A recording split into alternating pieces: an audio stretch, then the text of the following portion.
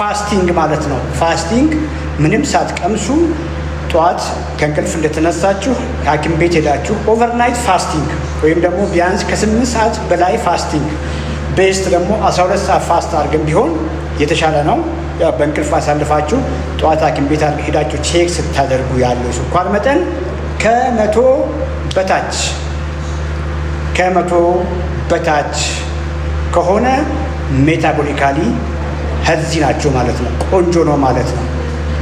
ቤስት ግን ከ85 በታች ቢሆን ቤስት ነው። ከ85 በታች ከሆነ ቤስት ነው ማለት ነው። የ3 ወር የስኳር ቁጥር ሄሞግሎቢን A1C የምንለው ከ5.7 በታች መሆን መቻል አለበት። ቤስት ግን ምርጥ ነው የሚባለው 5.1 ወይ 5.2 እና ከዚያ በታች ቢሆን አንደኛ ነው። ሶስተኛ የኮሌስትሮል ቴስት ወይም ደግሞ ፋስቲንግ ሊፒድ ፕሮፋይል። ልክ ቅድም እንዳልኳችሁ ፋስት አድርጋችሁ ለ12 ሰዓት ምንም ካሎሪ ሳትወስዱ ከውሃ ውጭ ምንም ሳትወስዱ ሐኪም ቤት ሄዳችሁ የታያችሁት ሊፒድ ፕሮፋይል ፋስቲንግ ሊፒድ ፕሮፋይል እጅግ ክሪቲካል ነው። ከነዚያ ውስጥ የመጀመሪያ ሄዳችሁ ማየት ያለባችሁ ምርጥ ቴስት ትራይግላይሰራይድስ ትሪክስ። ኮመንት ላይ ጻፉ ትሪክስ። A1Cያችሁን እየጻፋችሁልኝ ሲጻፉልኝ 4.8 የሚል እያየሁ ነው። በጣም ጎበዝ። ሌሎቻችሁም ጻፉልኝ A1Cያችሁን፣ ሄሞግሎቢን A1Cያችሁን ጻፉልኝ። በጣም ክሪቲካል ነው ሄሞግሎቢን A1C 4.8 አይቻለሁ። በጣም ቆንጆ ነው። 5.2 የስ 9.5 ምንም ችግር የለውም፣ ይስተካከላል። 6 እያየው ነው። 5.7 እያየው ይስተካከላል። ፋስቲንግ 97 እስፋይን ግን ቤስት አይደለም። ምክንያቱም በ20 ዓመት ዕድሜ ላይ ምናልባትም 70 ቤት 80 ቤት የነበረ ፋስቲንግ ነው 95 የገባው። ድሮፕ ማድረግ ይቻላል። 5.7 እያየሁ ነው። 6.1 5.9 የስ ይሄን ግንዛቤ እንኳን ማግኘታችሁ በጣም ደስ ብሎኛል። ሰዎች እንግዲህ ሳምሃው ስለ ጤናችሁ ግንዛቤ እያገኛችሁ ነው። ይሄንን ብቻ እየተከታተላችሁ በ3 ወር በ6 ወር እያያችሁ ብትሄዱ እውነት ለመናገር ሐኪም ቤት ብዙ ቪዚት አታደርጉ። ቀላል የሚባሉ ነገሮች እንኳን ቶሎ አይመጡም። ቢኮዝ ሄሞግሎቢን A1C እዚያ ጋር አምጥቶ ማስቀጠል ዝም ብሎ የሚመጣ ነገር አይደለም። ኢፈርት ይጠይቃል። ትክክለኛ አመጋገብ ሁልጊዜ ማድረግን ይጠይቃል። ትክክለኛ የሆነ ሙቭመንት ሁሌ ይጠይቃል። ትክክለኛ የሆነ ኤክሰርሳይዝ፣ እንቅልፍ፣ ስትሬስ፣ ሶሻል ሪሌሽን የብዙ ነገር ድምር ውጤት ነውና ከብዙ ነገር ይጠብቃቸዋል። ከምን ይጠብቃቸዋል? ከሃርት አታክ ይጠብቃቸዋል፣ ግልጽ ነው። ከስትሮክ ይጠብቃቸዋል፣ ግልጽ ነው። ከብዙዎች ሜታቦሊክ ካንሰሮች ይጠብቃቸዋል፣ ግልጽ ነው። ያለ ዕድሜ እርጅና፣ ግርጅፍና ምንም አይጠብቃችሁ ነገር አለ። ከአይን ችግር፣ ከኩላሊት ችግር፣ ከእግር ችግር ኢንጀነራል ቀሪ ዘመናችሁን ሁልጊዜ ጠንካራ ብርቱ። እርጅናን መከላከል እንችላለን። ጤና የጎደለውን ነው። እርጅናን መከላከል ላንችል እንችላለን፣ ግን ጤና የጎደለው እርጅናን መከላከል እንችላለን። እሱን ነው የምናወራው። ምርጫችሁ በእጃችሁ ላይ። አንዳንዶች ሁሉን ነገር ፈቅደው ወደው ሮንግ ምግብ እየበሉ ቁጭ ባሉበት ኤክሰርሳይዝ ሳያደርጉ ይቀጥላሉ። እነዚህ ሰዎች ረዥሙን እድሜያቸውን በከዘራ ለማሳለፍ ወስነዋል ማለት ነው። ምንም ማድረግ አይቻልም። ትሪክስ ትራይግላይሰራይድስ 100 በታች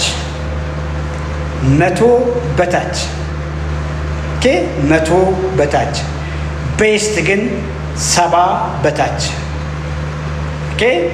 ኤኒቲንግ ከ100 በታች ትራይግላይሰራይዳችሁ 100 በታች ከሆነ በጣም ቆንጆ ነው።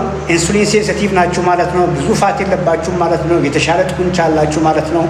ሜታቦሊካሊ ሄልዚ ናችሁ ማለት ነው። 82 እያየው ነው። ትራይግላይሰራይድ ከ100 በታች በጣም ቤስት። ፋስቲንግ ትራይግላይሰራይድ 41 እንግዲህ ዌይት ሊፍተር መሆን አለበት። ጡንቻ በጡንቻ የሆነ ሰው ነው እንግዲህ ከ70 በታች ብዙ ጊዜ አቺቭ የሚያደርገው።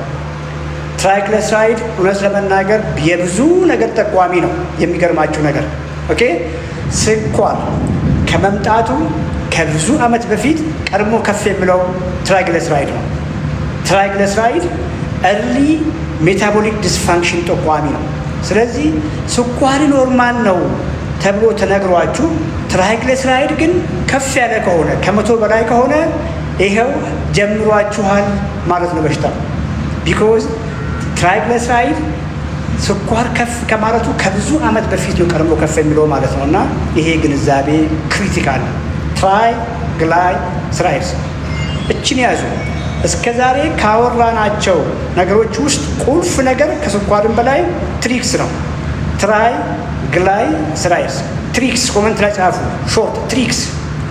ትራይግሊሰራይድ 100 ዘለለ ማለት ዋርኒንግ ሳይን ነው። አንተ ሰውዬ ተጠንቀቅ ማለት ነው። 100 በላይ ሲሆን 101ን እንኳን አትቀበሉ። የምሬን ነው የምነግራችሁ። ቀላሉ መንገዱ ትራይግሊሰራይድ ከፍ ያለ ከሆነ ቀላሉ ምንድነው መንገድ? ምግባችሁን ቀይሩ። ሁልጊዜ እንደማውራው ኳሊቲ ፕሮቲኖች፣ ኳሊቲ ካርብ ጋር ኮምባይን አድርጉ፣ ኤክሰርሳይዝ አድርጉ። ቀላል ነው። አልኮል የሚጠጡ ከሆነ አቁሙ ወዲያው። ኦኬ፣ አልኮል የሚጠጡ ከሆነ አቁሙ። ሌላው ነገር ራሱ ይመጣል። በተለይ ጁስ የሚጠጡ ከሆነ፣ ለስላሳ የሚጠጡ ከሆነ እነዚህም በሙሉ ስቶፕ አድርጓቸው። ጉድ ሶ ትራይግሊሰራይድ ገብቷችኋል። ኤችዲኤል በተለምዶ ቆንጆ የሚባለው ኮሌስትሮል ነው። ኤችዲኤል ጄኔቲካሊ የሚወሰን ነው። ብዙ ጊዜ በዘርም አንዳንድ ሰዎች ከፍ ያለ ኤችዲኤል ይኖራቸዋል። እንደ ትራይግሊሰራይድ ቤስ ቴስት አይደለም። እውነት ለመናገር ኤችዲኤል ለወንዶች ከ40 በላይ ኤችዲኤል ለወንዶች ከ40 በላይ አሴት ነው። እንግዲህ መከላከያ በሉት፣ እንግዲህ ጋሻ በሉት። ኤችዲኤል ከ40 በላይ ለወንዶች፣ ለሴቶች ከ50 በላይ። ሴቶች ሆናችሁ ኤችዲኤላችሁ ከ50 በላይ ከሆነ ቤስት ነው ማለት ነው። ኦኬ፣ ሴቶች ሆናችሁ ኤችዲኤል ከ50 በላይ ከሆነ ቤስት ነው ማለት ነው። ከሁሉም ደግሞ ሬሾ ኢምፖርታንት ነው። ሬሾ የትራይግሊሰራይድ ለኤችዲኤል ክፋይ ሲካፈል ቤስት ወርስት ምን ሲሆን ነው? ኦኬ፣ ትራይግሊሰራይድ ለኤችዲኤል ሲካፈል ከ40 በላይ ከሆነ ከ4 በላይ ከሆነ አደጋ ነው። ኦኬ፣ ትራይግሊሰራይድ ስለ ኤችዲኤል ሲካፈል ከ4 በላይ ከሆነ አደጋ አለ ማለት ነው። ትራይግሊሰራይዳችሁን ኤችዲኤል አካፍላችሁ ከ2 በታች ከሆነ ቆንጆ ነው። በ2 እና በ3 መካከል ከሆነ ቤስት ደግሞ ሁልጊዜ የማውራው ከ2 በታች ነው። እጅግ ምርጥ ደግሞ ከ1 በታች ነው። ኦኬ፣ ከ1 በታች which means ኤችዲኤላችሁና ትራይግሊሰራይዳችሁ እኩል ከሆነና ኤችዲኤላችሁ ከትራይግሊሰራይድ በላይ ሆኖ ትራይግሊሰራይድ ለኤችዲኤል ሲካፈል ከ1 በታች ከሆነ ቆንጆ እየሄደ ነው ማለት ነው። ያ ማለት ምን ማለት ነው? ግልጽ ነው። ቦርጭ የላችሁም፣ የተሻለ ጡንቻ አላችሁ፣ በቂ እየተንቀሳቀሳችሁ ነው፣ የተሻለ ምግብ እየተመገባችሁ ነው፣ እንቅልፋችሁ ቆንጆ ነው፣ ስትሬስ ሌቭላችሁ ቆንጆ ነው። ጀነራል ነገራችሁን ነው የምጠቅመው። ኦኬ፣ ቀለል አድርጉት። እያንዳንዳችሁ ይህን ፕሮግራም እየሰማችሁ ያላችሁ ሰዎች ዛሬን የበላችሁት ምግብ ጨምሮ ምግባችሁ ፐርፌክት ካልሆነ እመኑኝ፣ ቅድም ያልኳችሁ ነገሮች ትክክል አይመጡም። ምናልባት ወጣቶች ከሆናችሁ ሳምሃው የልጅነት ሆርሞኖች ስላሉ ቅድም ያልኳችሁን ውጤት ልታገኙ ትችላላችሁ። እድሜያችሁ 40 አልፎ ከ40 ዓመት በላይ ሆናችሁ ግን ፑር ዳይት ሮንግ ዳይት እየበላችሁ ምንም እንቅስቃሴ ሳታደርጉ ቅድም ያልኳችሁ ነገሮች ፐርፌክት እንዲሆን ፈጽሞ አጠብቁ። ሌሎች ነገሮች ጋር እንሄዳለን። ሌሎች ተጨማሪ ነገሮች ሜታቦሊካሊ መታመማችሁን የሚጠቁሙ ነገሮች ጋር እንሄዳለን። የጉበት ስብ ፋቲ ሊቨር፣ በየትኛውም አጋጣሚ አልትራሳውንድ የሚባል ለሌላ ጉዳይም ታዞላችሁ ጉበት ላይ ጢኒጥዬ ስብ አለ፣ ጮማ አለ፣ ቅባት አለ ከተባላችሁ እየጮኋችሁ መውጣት ያለባችሁ። እንግዲህ ምናልባት አንዳንድ ሰዎች እያጋናን ኪሎ ልትሉ ትችላላችሁ። እያጋናን አይደለም። ጉበቱ ላይ ስብ አለበት የተባለ ሰው በጣም ታሟል። ምክንያቱም ሰውነት ለረዥም ጊዜ ለ40 ዓመት ምናልባትም ያ ሰውዬ ወይ ለ50 ዓመት ኦኬ ከፍተኛ የሆነ ኃይል ሰጪ ምግቦችን ከፍተኛ የሆነ ዳቦን፣ እንጀራን፣ ሩዝ፣ ፓስታ፣ መኮረኒን፣ ዘይት፣ ቅቤን ቀላቅሎ እየወሰደ ነው። በቂ ፕሮቲን እየበላ አይደለም። አልኮል እየጠጣ ነው። ጁሶችን ይጠጣል። ብዙ ነገር እያደረገ አይንቀሳቀስም እና ያ ሁሉ የስብ ጎርፍ ስብ ነው ያልኳችሁ፣ የፋት ጎርፍ መሄጃ አቶ ጉበት ውስጥ እየተወተፈ ነው ማለት ነው። ያም ጉበት ላይ ያለ ስብ የሜታቦሊክ ዲስፋንክሽን ጠቋሚ ነው ማለት ነው። ቴስቶች ደግሞ አሉ። ቴስቶች ምርመራዎች ኦኬ ላብራቶሪ ሰጣችሁ፣ ሊቨር ፋንክሽን ቴስት ሰጣችሁ፣ ኤኤልቲ የሚባለው 20 በታች መሆን አለበት። ኤኤስቲ የሚባለውም ከ20 በታች መሆን መቻል አለበት። ጂጂቲ የሚባለውም ከ20 በታች መሆን አለበት። ከሶስቱ አንዱ እንኳን ከፍ ያለ ከሆነ የጉበት ፋት ሊኖር ይችላል ማለት ነው። ምክንያቱም እነዚህ ስፔሲፊክ አይደሉም፣ ሌሎች ነገሮችም አሉ። እነዚህ የጉበት ኤንዚሞችን ከፍ የሚያደርጉ ሌሎች ነገሮችም ሊኖሩ ይችላሉ። ግን በብዛት አብዛኛው ማህበረሰብ ላይ የጉበት ኤንዚሞች ከፍ ካሉ ሊቨር ፋት ሊኖር ይችላል ማለት ነው። መፍትሄው ታዲያ ምንድን ነው? ምክንያቱም ቀለል አድርጎት መፍትሄው ለሁሉም ቅድም ላልኳችሁ ነገሮች መፍትሄው አንድ ነው። ምግባችሁን አሻሽሉ። የምግባችሁን የፕሮቲን ሬሾ ከፍ አድርጉ። ሪፋይንድ ካርቦችን ከዱቄት የሚሰሩትን ካርቦሃይድሬቶች በሙሉ ሊሚት አድርጉ። የካርቦሃይድሬት ሶርሳችሁን ኳሊቲ ካርቦች አድርጉ፣ አትክልቶች አድርጉ። ጎመን ከስጋ ጋር አዋህዱ እንደማለት ነው በሲምፕል ቋንቋ። ይሄን እያደረጋችሁ ኤክሰርሳይዝ ስታደርጉ፣ ዋክ ስታደርጉ፣ ሙቭ ስታደርጉ፣ ጂም ቤት ሄዳችሁ አትሰቃዩ። የምሬን ነው የምነግራችሁ። ጂም ቤት ሄዳችሁ ሳትሰቃዩ በቀላሉ ኤንጆይ እያደረጋችሁ የተሻለ ጤና ማግኘት ትችላላችሁ። ጂም በዚህ ልክ ዓለም ላይ የበዛው ምናልባትም የ100 ዓመት ታሪክ እንኳን ያለው አይመስለኝም። 70፣ 80፣ 90 ኦኬ ብዙ ሆኗል። አሁን እንግዲህ በየቦታው ጂም የስ በሽታውን በዛው ልክ ነው እየበዛ ያለው። ቢኮዝ የኛ ስሪት የኛ የሰውነት ስሪት እንደዚህ አይነት ኤክሰርሳይሶችን አያውቅም። እውነት ለመናገር የወረስነው ሰውነት ዝም ብሎ ዛሬ የመጣ ሳይሆን የሚሊዮን ዓመት ጀምሮ ሚሞሪ ዞን የመጣውና ትንሽዬ ክፍል ውስጥ ተቆልፈውበት እንዲህ መሮጥን አያውቅም። የእኛ ሰውነት መሮጥን የሚያውቀው ከቤት ውጭ ደጅ ላይ ነው፣ ብርሃን ውስጥ ላይ ነው መሮጥን የሚያውቀው። ስሮጥን በምክንያት ነው የሚሮጠው። ምናልባትም ለማምለጥ ነው የሚሮጠው፣ ወይንም ደግሞ አሳዶ ለመያዝ ነው ምግቡን፣ ወይም ደግሞ ግዳዩን አሳዶ ለመያዝ በምክንያት ነው የሚሮጠው ሰውነት ነው እያልኳችሁ ያለሁትና በቀላሉ ኤክሰርሳይሳችሁን ቀይራችሁ ከጉበት ለፋት ላይ መገላገል ትችላላችሁ።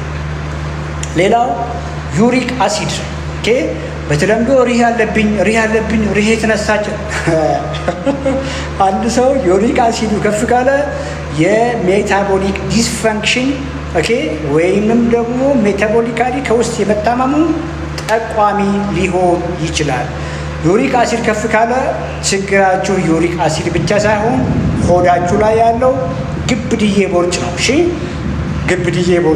ግብድዬ ቦርጭ ቅድም ያልኩት ትልቁ ቦርጭ ዩሪክ አሲድ ሊያመጣል ሳይሆን ያንን ለዚህ አይነት ትልቅ ቦርጭ ያዳረጋችሁ መንገድ ኢንሱሊን ሬዚስታንሱ ዩሪክ አሲዳችሁ ከፍ እንዲል ያደርጋል።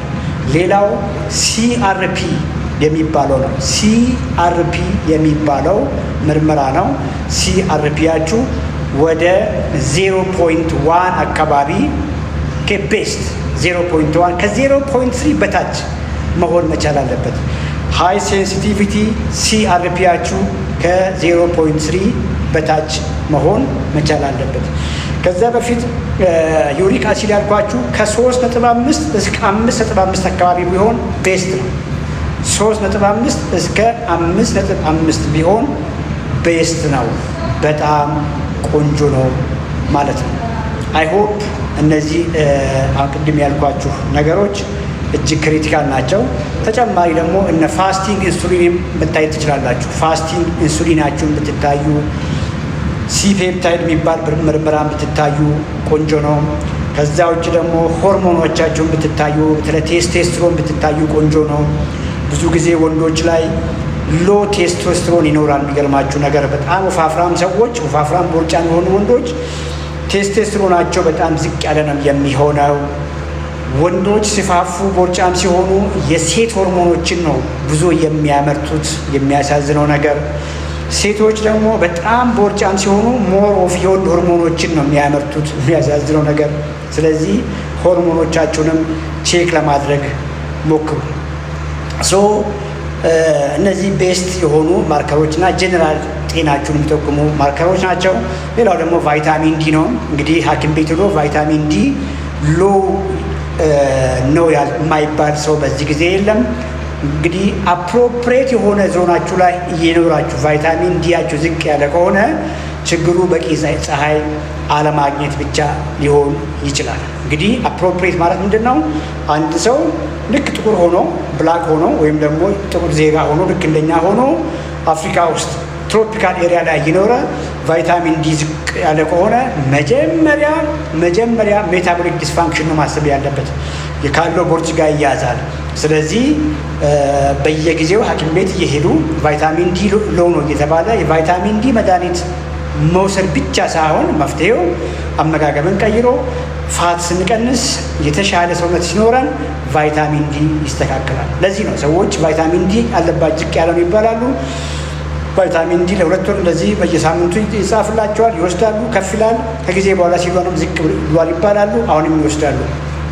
ይሄ ኮምፕሊትሊ ሮንግ ነው ማለት ነው። እና ቫይታሚን ዲ አትውሰዱ ሳይሆን እያልኳችሁ ያለሁት የቫይታሚን ዲያችሁን ለምንድን ነው እናንተ ቤት ውስጥ ተቆልፎባችሁ ታስራችሁ እኮ የምትሉ ሰዎች አይደላችሁም። ለምን ቫይታሚን ዲያችሁ ዝቅ አለ ብላችሁ ስታስቡ ከሜታቦሊክ ዲስፋንክሽን ጋር የተያያዘ ሊሆን ይችላል።